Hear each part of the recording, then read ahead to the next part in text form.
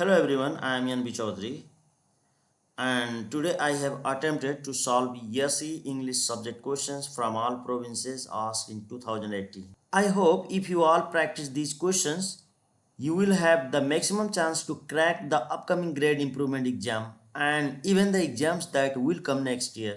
2080 सालमा सोधिएका सातवटै प्रोभिन्सको English question solve गर्दैछौँ। ध्यान दिएर हेर्नुहोला। सो क्वेसन नम्बर 1 यस्तो छ। Read the poem Climbing by Amy Lowell and fill in the blanks with the correct information from the poem. Poem पढ्ने र तल fill in the blanks दिएको छ त्यसलाई भर्ने। यो इङ्ग्लिसको टेक्स्ट बुकबाट लिएको एउटा पोएम हो। So let's see. High up in the apple tree climbing I go. So the speaker is climbing a tall apple tree. उनले एउटा अग्लो एप्पल ट्री चढ्दै छिन्। With the sky above me. र उनको माथि आकाश छ भने द अर्थ बिलो उनको मुनि पृथ्वी छ। Each branch is the step of a wonderful stair. So the poet is saying that the branches of the tree is like steps of a magical stair case.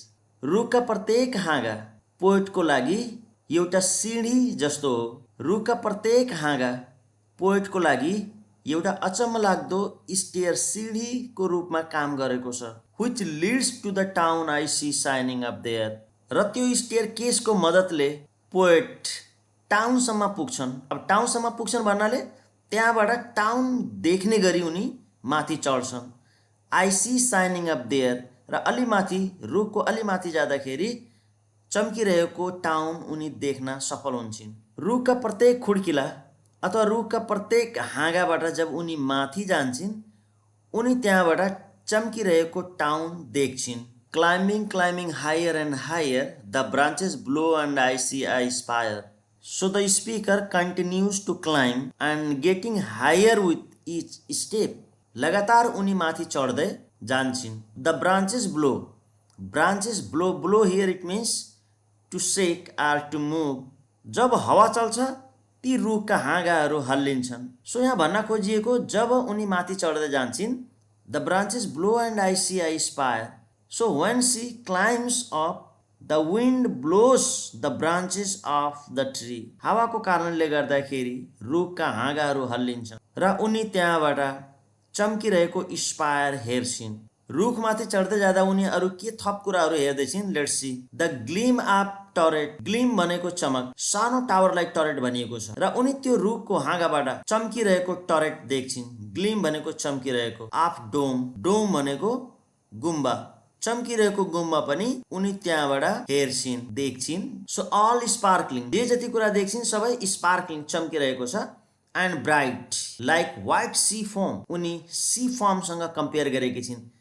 उनले रुखबाट देखिएका विभिन्न turret डोम र अरू विभिन्न किसिमका संरचनाहरूलाई सी फोमसँग कम्पेयर गरेकी छिन्। On and on from bough to बो।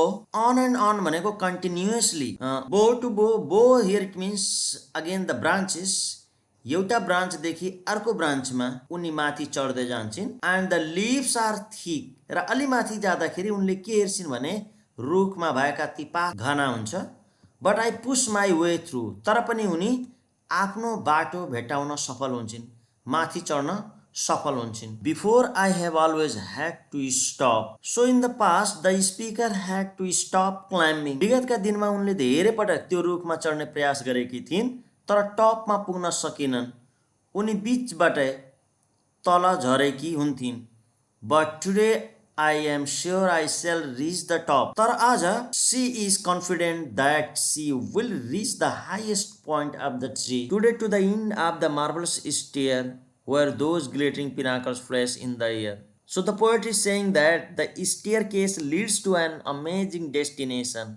रुखको हाँगाको सहयोगले अथवा मद्दतले अथवा सिँढीको मद्दतले उनी रुखको टपमा पुग्न सफल हुन्छन् र त्यहाँबाट चम्किँदै गरेका पिनाकल्सहरू जुन हावामा फ्ल्यासिङ भएको छ देख्छिन्। पिनाकल्स भनेको गजुर। With the sky close above me. उनी माथि चढ्दै जाँदा आकाशको नजिकमा पुग्छिन् भने द अर्थ फार बिलो। पृथ्वी उनीभन्दा टाढा हुँदै गएको छ। सो यसरी यो पोएम लेखिएको छ। र यसमा केही डिफिकल्ट वर्डहरु छ, यु क्यान सी वर्डहरु हेर्नुस्। स्टेयर, यु अन्डरस्ट्यान्ड, स्टेयर भयो। स्पायर, स्पायर ठुलठुला टावरहरु जस्तो बनाइएको, यो हेर्नुस् त, spire, this is the spire, टावरहरु भयो। टरेट भनेको स्मल टावर भयो।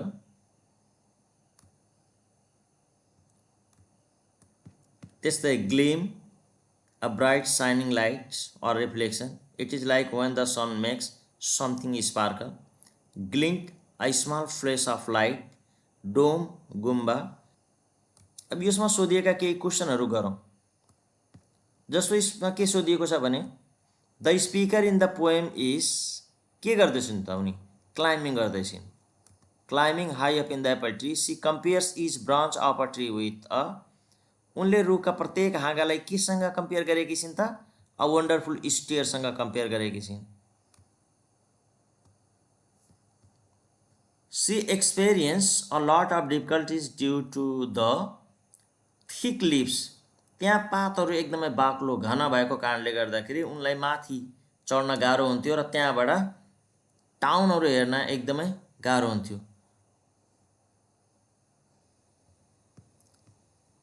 However, she thinks she will reach the top। यसरी हामी fill in the blanks गर्न सक्छौँ। त्यसै क्वेशन नम्बर 2 हेरौँ। Read the following text and do the tasks that follow। Photography, when you get a break, take your phone or camera, walk to a park and take pictures। You do not have to be pro photographer or have the best gear in the market to pick up the rewarding hobby। So यहाँ के भनेको छ भने when you get a break, फुर्सदको समयमा take your phone or camera, phone अथवा camera लिने, walk to a park, पार्कमा जाने, एन्ड टेक पिक्चर्स, फोटो खिच्ने। You do not have to be a pro photographer, photo खिच्नका लागि प्रो फोटोग्राफर अथवा प्रोफेसनल फोटोग्राफर हुन पर्दैन।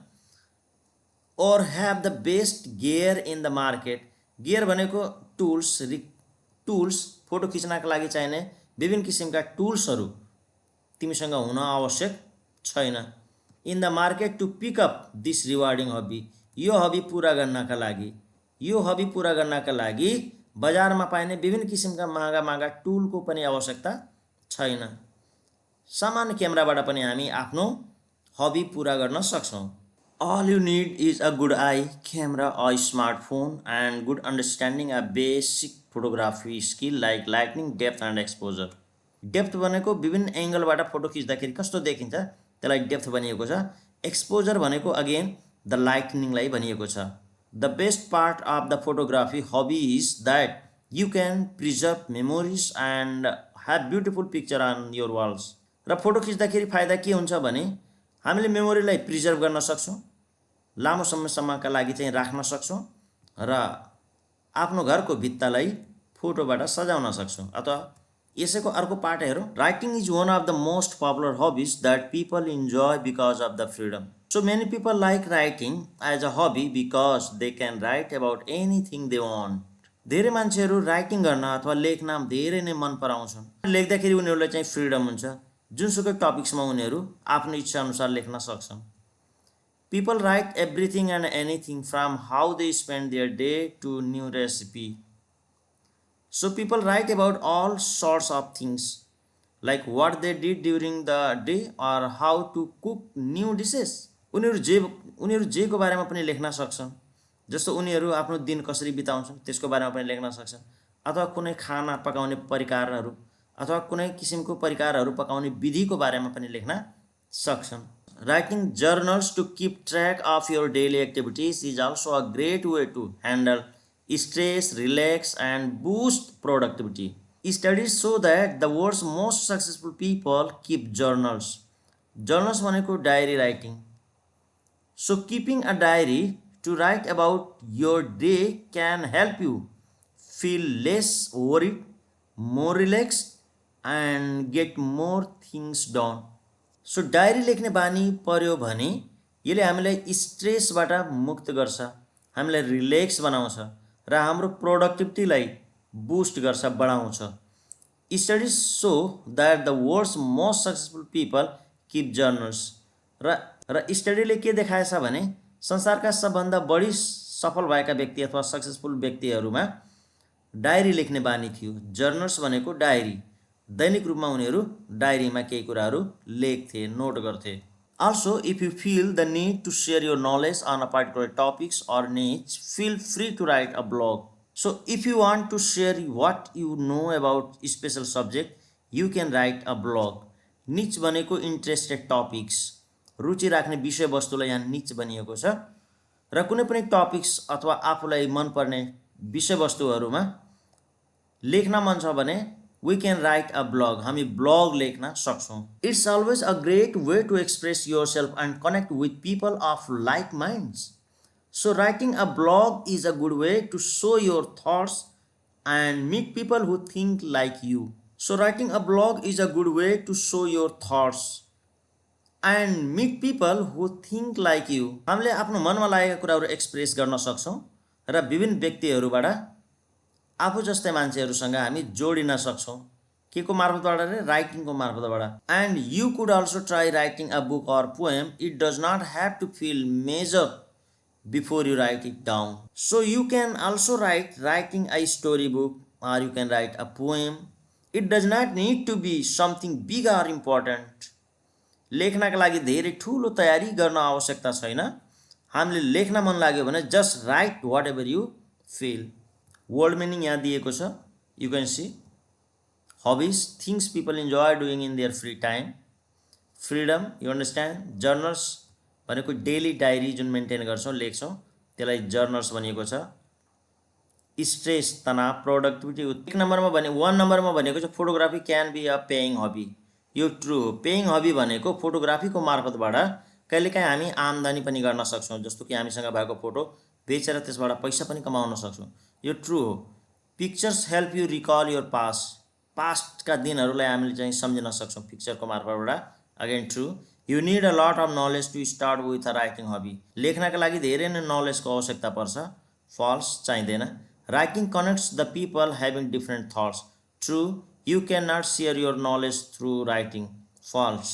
What basic abilities of photography do you need to have. Photography गर्नका लागि आवश्यक एबिलिटिज, क्षमताहरू के हुनुपर्छ भनिएको छ। And what is the benefit of the photography hobby. Photography हबीबाट के फाइदा हुन सक्छ। In what way is writing the most popular hobby. कसरी राइटिङ एउटा मोस्ट पपुलर हबी हुन सक्छ। Do you think journal writing helps to manage stress. Give a reason.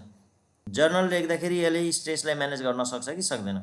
According to the text, when should you write blogs. Blogs कहिले लेख्ने। So you can see the answer here. Pause गरेर video pause गरेर answer लेख्नु। Question number 3 हेरौँ। Read the following text and do the task that follow.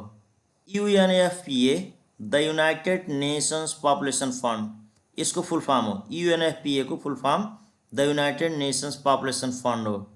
Is a voluntary funded international organisations with a presence in over 150 countries including Nepal. So यो संस्था भोलन्ट्री funded गरिएको हो। भोलन्ट्री भनेको स्वेच्छाले तपाईँले फन्ड यसमा इन्भेस्ट गर्न सक्नुहुन्छ र यो इन्टरनेसनल अर्गनाइजेसन्स हो। यसमा 150 देशहरू छन् जसमा नेपाल पनि पर्छ। UNFPA is guided by the programme of action of 1994 Cairo international conference on population and development and the sustainable development goals.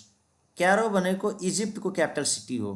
Cairo भनेको capital city of Egypt Cairo भयो।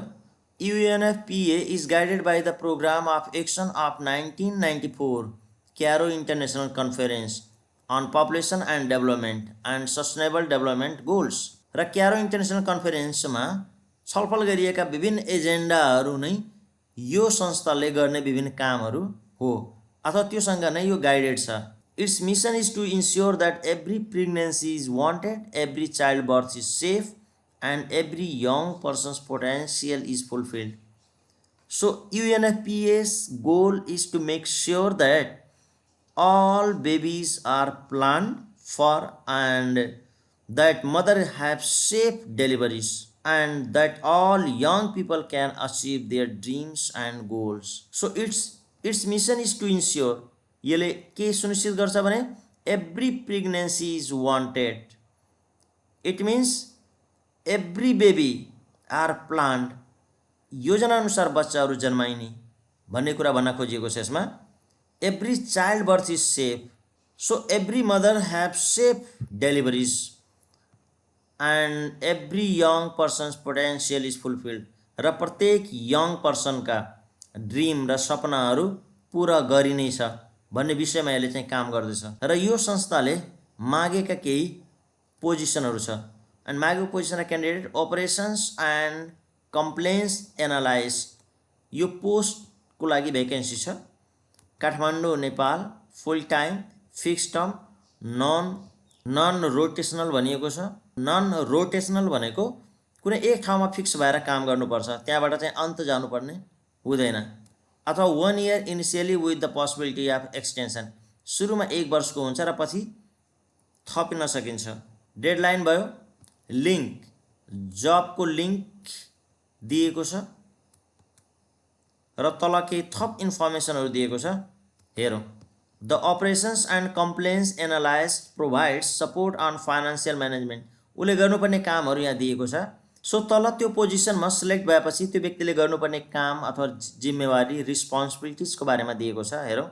The operations and compliance analyst provide support on financial management, assurance activities, financial reporting and will provide dedicated operational support to facilitate the implementation and delivery of projects, यो विषयमा काम गर्नुपर्ने हुन्छ। र तल केही थप इन्फर्मेसनहरू दिएको छ। हेरौँ। He provides guidance and support to the project coordination specialist, project coordination स्पेसलिस्टलाई त्यो व्यक्तिले जो यो पोस्टमा सेलेक्ट हुन्छन् गाइडेन्स दिनुपर्ने हुन्छ अथवा सपोर्ट गर्नुपर्ने हुन्छ।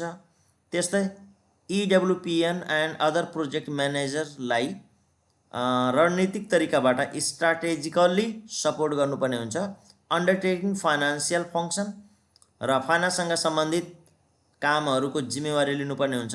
The position will be based at UNEP country office, काठमाडौँमा यो यसको अफिस छ, त्यहाँ काम गर्नुपर्ने हुन्छ।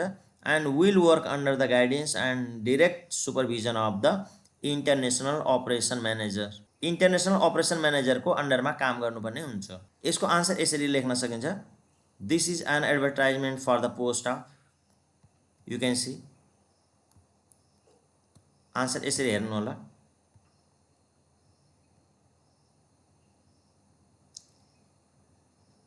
सो आन्सर लेख्नु होला।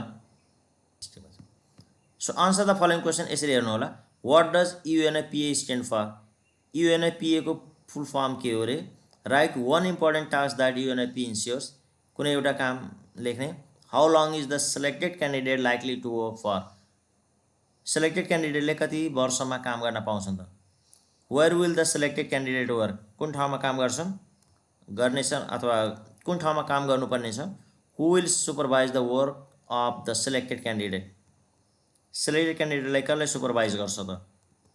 अथवा कसको अन्डरमा उनले चाहिँ काम गर्नुपर्ने हुन्छ? सो यसरी आन्सर लेखेको छ। आन्सर हेर्नु होला, आफै हेर्नु होला। त्यस पछाडि क्वेसन नम्बर 4, क्वेसन नम्बर 4 मा यसरी सोधिएको थियो क्वेसन, ल हेरौँ। A father one day asked his daughters, what is the sweetest thing in the world? So one day a dad, or you can say father, asked his daughter what she thought was the sweetest thing in the world. संसारको सबभन्दा sweetest thing के हो भनेर फादरले आफ्नो डटरलाई सोधे। डटरको answer आयो sugar, shed the elder daughter. जेठी छोरीले, इल्डर डटरले सुगर भनिन्। सल्ट द यङ्गर डटर, र कान्छी छोरीले संसारको सबभन्दा स्वीटेस्ट थिङ भनेको सल्ट हो भनेर भनिन्। Her father thought that she was making fun of him but she stuck to her opinion. So फादरलाई के लाग्यो भने उनको कान्छी छोरीले उनलाई जिस्काउँदैछिन् अथवा उनको बिल्ला हान्दैछिन्, making fun of him but she stuck to her opinion. तर कान्छी छोरी आफ्नो विचारमा अडिक रहिन्। उनले संसारको सबभन्दा गुलियो पदार्थ भनेको नुन नै हो भनेर त्यो टपिक्समा, that means she was stuck भनेको चाहिँ आफ्नो विचार उनी परिवर्तन गरिनन्।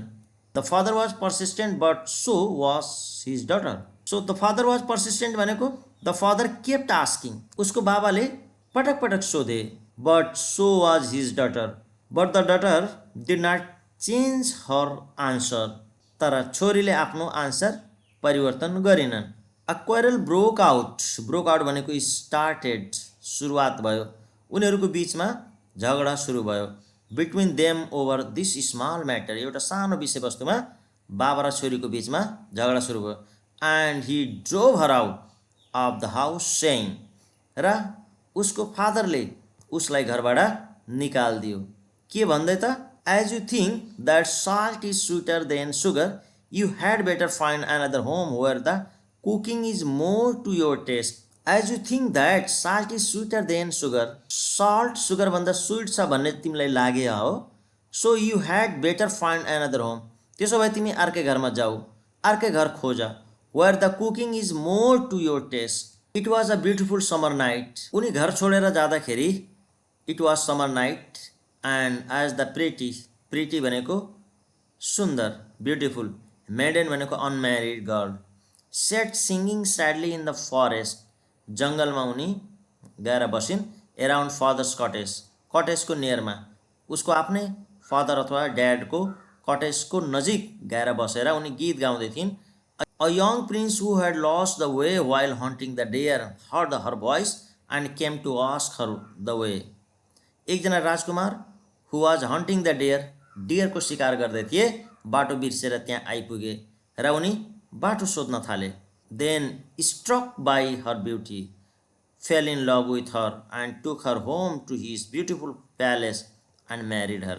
र उनले त्यो केटीको सुन्दरता हेरेर प्रेममा परे, fell in love, र त्यो केटीलाई उनी आफ्नो घर लगे, आफ्नो प्यालेसमा लगे, दरबारमा लगे र त्यो केटीसँग बिहे गरे।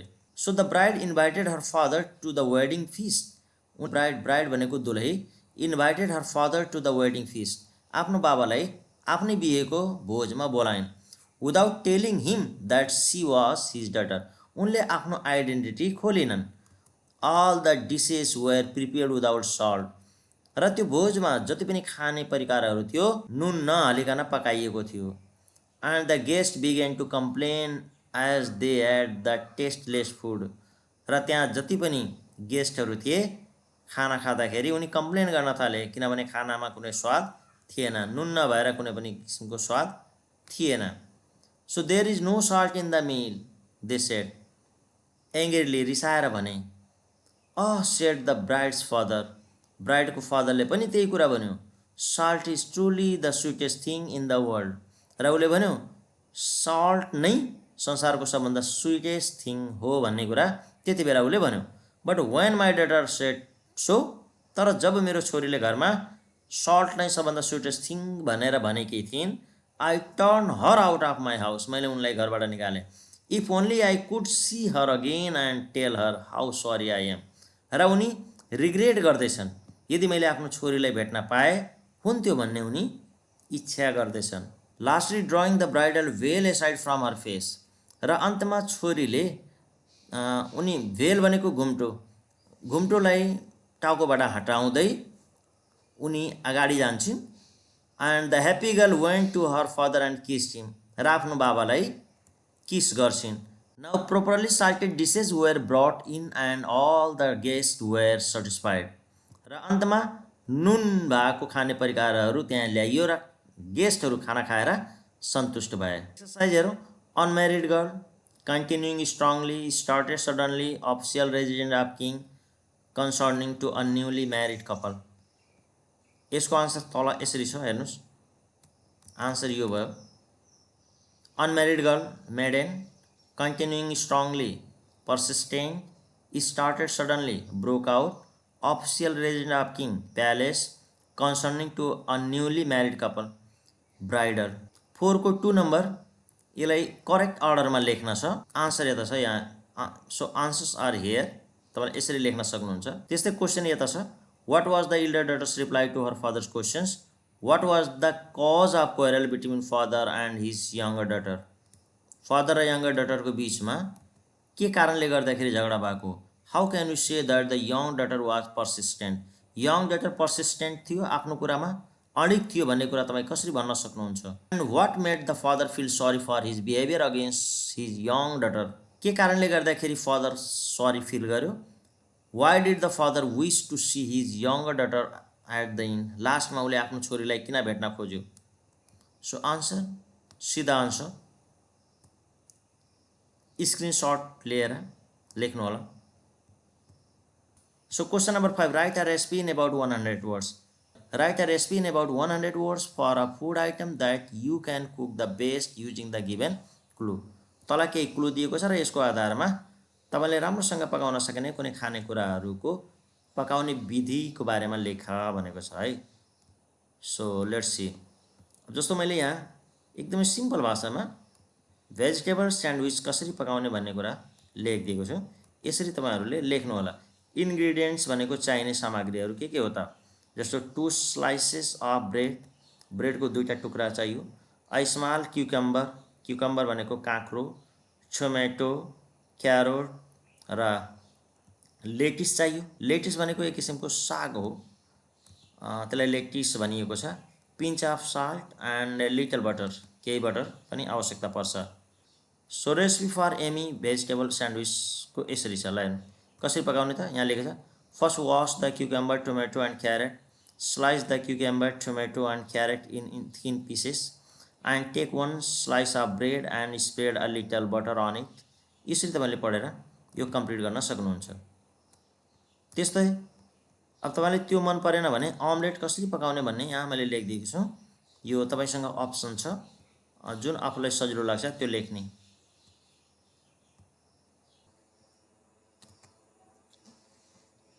क्वेश्चन नंबर 6 हेरौँ। Write a message of condolence in about 100 words to be published in a local newspaper based on the clue given below.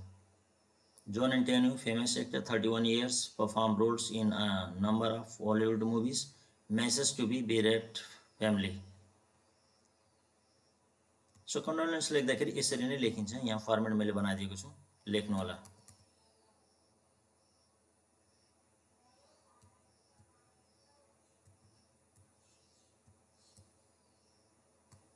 So question number 7, compose a dialogue between you and your friend talking about the quality of the day meal provided to the students in your school in 6 exchange in about 150 words.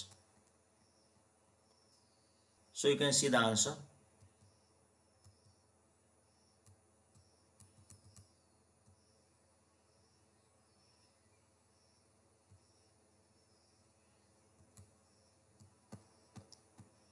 So question number 8 here. Write a review of a film or a book that you have recently seen or read in about 200 words. You may talk about characterization, strength and weakness and recommendation you want to make.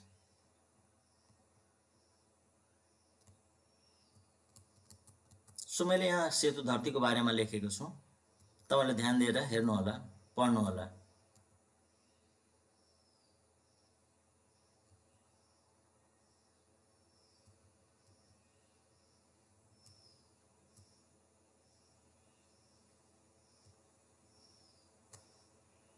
र यो स्टोरीमा हेर्दै जाँदा के कुरा देखिएको छ भने तारा भनेको चाहिँ 7 वर्षको केटी हुन् र उनको 7 वर्षकै उमेरमा बिहे गरिएको हुन्छ।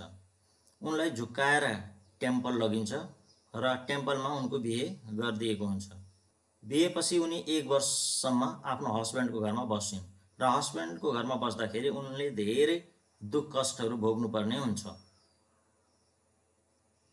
तारा करिब 1 वर्षसम्म आफ्नो हस्बेन्डको घरमा बस्छिन् र घरमा बस्दाखेरि उनले धेरै नै दुःख र कष्टहरू भोग्नुपर्ने हुन्छ।